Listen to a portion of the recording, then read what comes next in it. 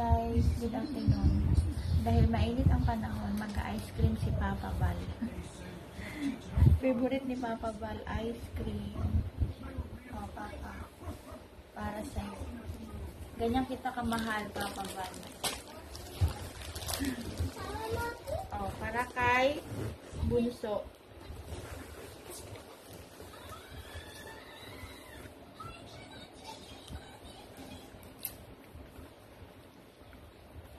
Pakainin mo na pa.